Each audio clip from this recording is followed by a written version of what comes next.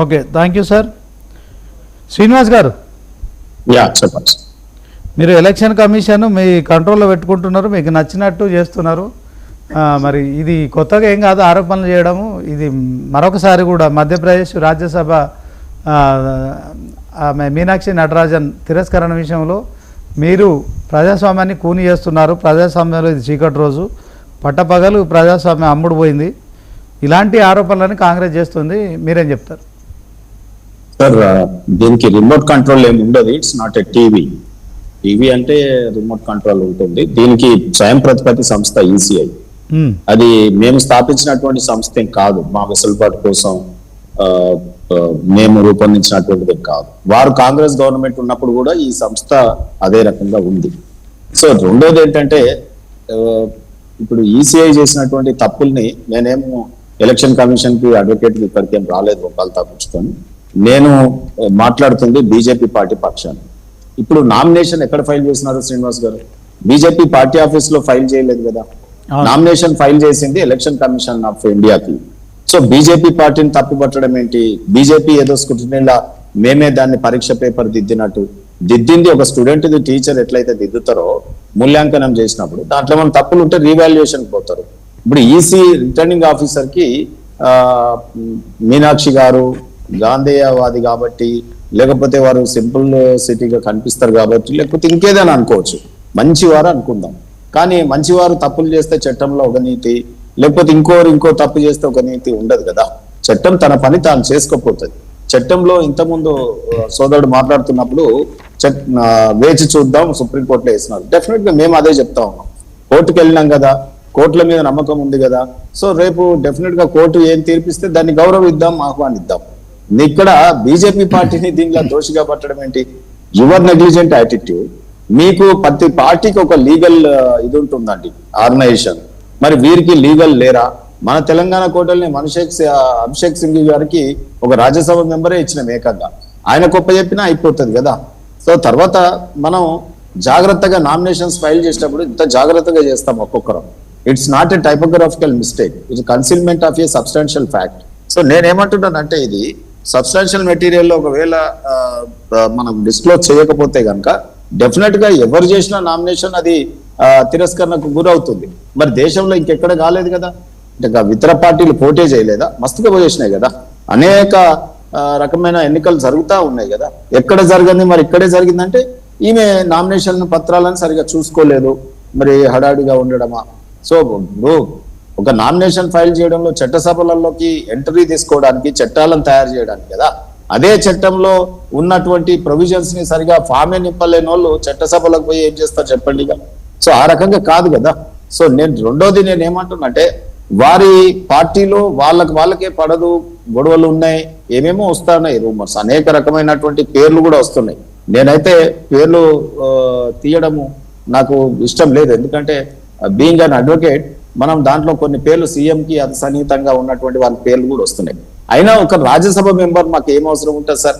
ఇవాళ 12 ఏళ్ల పరిపాలనలో మోడీ గారు భారతదేశంలోనే అత్యధిక కాలం పరిపాలించినటువంటి ప్రధానమంత్రి, మాకు ఈ రోజు హ్యాట్రిక్ కొట్టినటువంటి ప్రధానమంత్రి. ఇవాళ అనేక రాష్ట్రాలలో హ్యాట్రిక్లు కొడతా ఉన్నాం.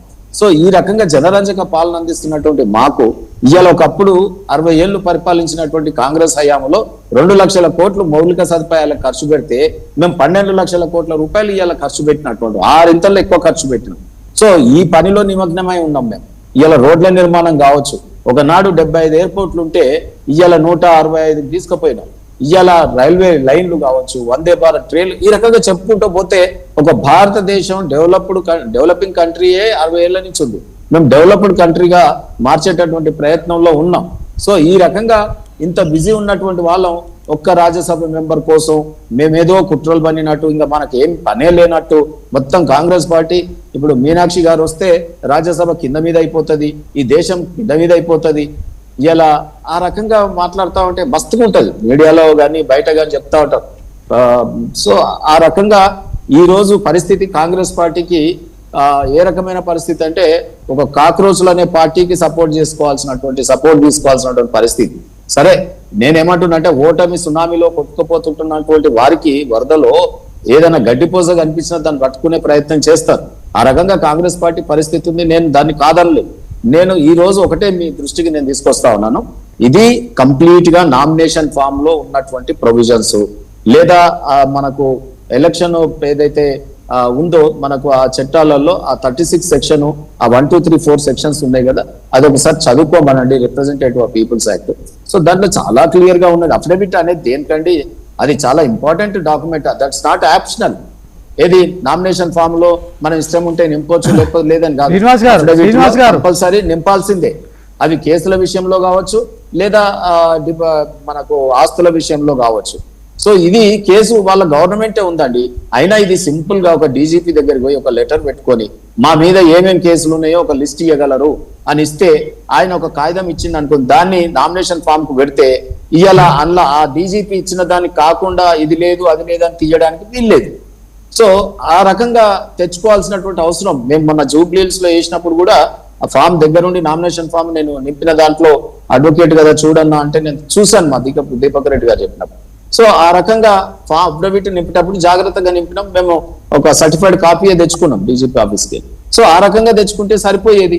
లేదు ఉన్నాయన్నీ డిక్లేర్ చేస్తే కాగితమే కదా మనం మోసేదేమన్నా ఉందా, దాన్ని దాచిపెడితే మనం వచ్చేది ఉందా? వాళ్ళు కొంత నెగ్లిజెంట్ యాటిట్యూడ్ లో వెళ్ళిపోయి వాళ్ళకి మొదటి నుండి కాంగ్రెస్ పార్టీలో అధికారంలో ఉండి ఉండి ఉండి ఏ చేసినా చెల్లుతుందనే ఒక యాటిట్యూడ్ తో పోయినటువంటి సంఘటన తప్ప వారికి ఏం లాయర్లు లేక కాదు, వాళ్ళకు ఇది లేక కాదు. అది తప్పు ఎందుకు జరిగిందో వాళ్ళు ఎట్లా చేసుకున్నారు. కానీ మా బీజేపీ మీద ఏంది, సరే తప్పుని మీరు బయట పెట్టినారు, మీరు కంప్లైంట్ ఇచ్చినారంటే డెఫినెట్ గా రాజకీయ పార్టీ అన్నాక మేము తప్పకుండా ఇస్తాం కంప్లైంట్స్. ఎక్కడైనా తప్పులు జరిగితే చేయాల్సినటువంటి బాధ్యత మా మీద ఉంది. రెండోది, మీరు అడిగినారు ఒక ప్రశ్న, అక్కడ వాళ్ళకి మెజార్టీ లేదు, 9 మంది ఎంపీలే ఉన్నారు, మూడో క్యాండిడేట్ ని ఎట్లా పెడతారు వాళ్ళు అని అంటారు. సార్ ఇది స్పోర్ట్స్ లాగానే మనకు సంఖ్యాబలం ఉండని లేకపోని మన ఎంపీలు మనకే ఓట్లు వేసుకోవడానికి కూడా మనం క్యాండిడేట్లను పెడతాం. మనం మొన్న చూసినాం, ఈ రాష్ట్రంలో బీఆర్ఎస్ పార్టీ ఎమ్మెల్సీ క్యాండిడేట్ నే నిలబెట్టలేదు. అది వారి దౌర్భాగ్య పరిస్థితి.